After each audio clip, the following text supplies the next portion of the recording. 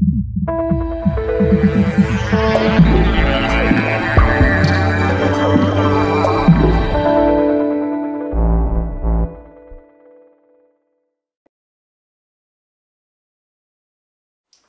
à tous, c'est Florent Fouque et je vous retrouve pour une nouvelle mini-vidéo sur excellenceopérationnelle.tv pour vous présenter une nouvelle matrice.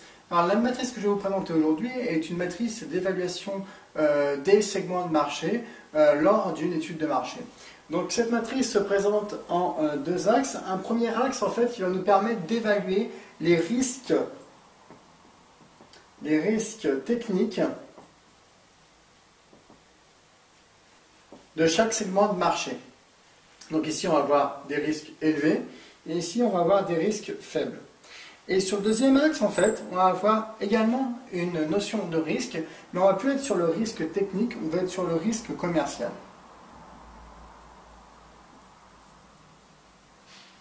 Risque commercial, et donc là, on va être également élevé, et là, on va être également faible.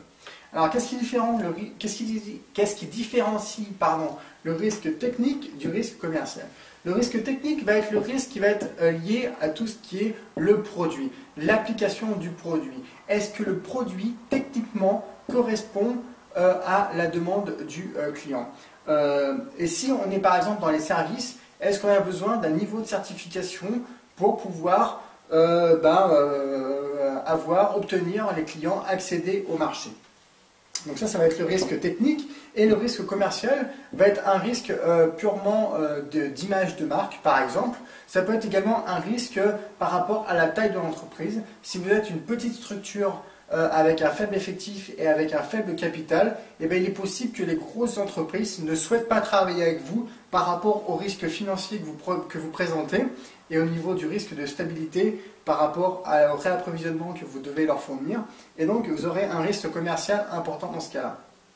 Et donc, l'idée, en fait, ça va être de positionner, quand vous allez faire une étude de marché, l'idée, ça va être de positionner les différents segments S1, S2, les différents segments que vous aurez identifiés, de les positionner sur cette matrice des risques, en définissant des critères de risques commerciaux et en définissant des critères de risques techniques vis-à-vis de votre produit, vis-à-vis de votre offre et vis-à-vis de votre marché. Et donc quand vous aurez comme ça identifié les différents segments de marché que vous positionnerez ici, et donc vous voyez bien la taille en fait des ronds correspond au potentiel, à la rentabilité de chaque segment de marché, donc ça que vous aurez pu quantifier, et bien en fait l'idée ça va être de noter par rapport à ces critères de risque technique et ces critères de risque commerciaux, de noter ces différents segments et ensuite de les positionner sur cette matrice pour voir comment vous vous positionnez, donc vous au niveau de l'entreprise ici. L'entreprise elle est ici, donc ici c'est là qu'elle a le moins de risque commercial et le moins de risque technique, donc là ici on est sur une maîtrise parfaite du segment, donc cette zone là va être une zone verte où on va pouvoir vraiment aller sur le marché sans aucun problème puisque c'est un marché qu'on maîtrise. Ici on va être en zone où il va falloir faire attention et il va falloir réduire les risques techniques et les risques commerciaux pour ramener les segments dans cette zone de confort un petit peu de l'entreprise.